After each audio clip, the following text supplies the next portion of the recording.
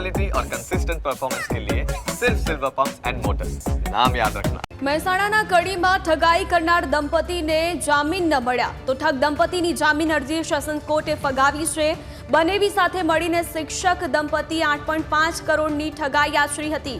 કનૈયાલાલ, મણીલાલ અને સુધાબેને ઠગાઈ આચરી હતી। સાણંદની કંપનીમાં નોકરી કરતા એન્જિનિયરે ફરિયાદ નોંધાવી હતી। વધુ 19.5 કરોડની ઠગાઈ આચર્યાનો તપાસમાં ખુલાસો થયો હતો। શિક્ષક દંપતીએ કુલ 27.63 કરોડની છેતરપિંડી આચરી છે।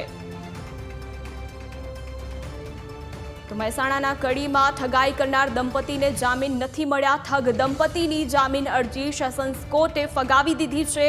બનેવી સાથે મળીને શિક્ષક દંપતી 8.5 કરોડની ઠગાઈ આચરી હતી। કનૈયાલાલ, મણીલાલ અને સુધાબેને આ ઠગાઈ આચરી હતી।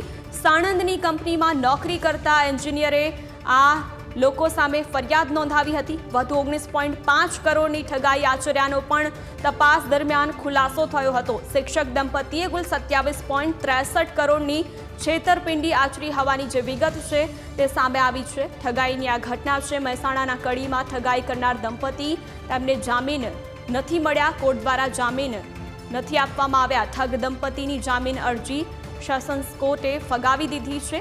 બનેવી સાથે મળીને શિક્ષક દંપતી દ્વારા 8.5 કરોડની ઠગાઈ આચરવામાં આવી હતી, જેને લઈને તેઓ અહીં જેલમાં કનૈયાલાલ, મણીલાલ અને સુધાબેને આ ઠગાઈ આચરી હોવાનું પણ સામે આવ્યું છે અને હવે કોર્ટે તેમને જામીન નથી આપી। સાણંદની કંપનીમાં નોકરી કરતા એન્જિનિયરે તેમની વિરુદ્ધ ફરિયાદ નોંધાવી હતી અને તે ફરિયાદના આધારે તો વધુ વિગતો સાથે સંવાદદાતા કમલેશ જોડાયા છે। કમલેશ, ઠગાઈની આ ઘટના છે, શું વધુ જાણકારી?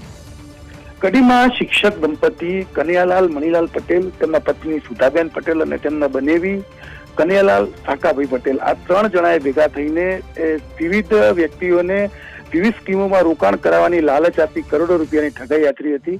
તેમની સામે સાણંદ ખાતે ખાનગી કંપનીમાં નોકરી કરતા એન્જિનિયરે 8 કરોડ 58 લાખ રૂપિયાની ઠગાઈની ફરિયાદ દાખલ કરાવી હતી।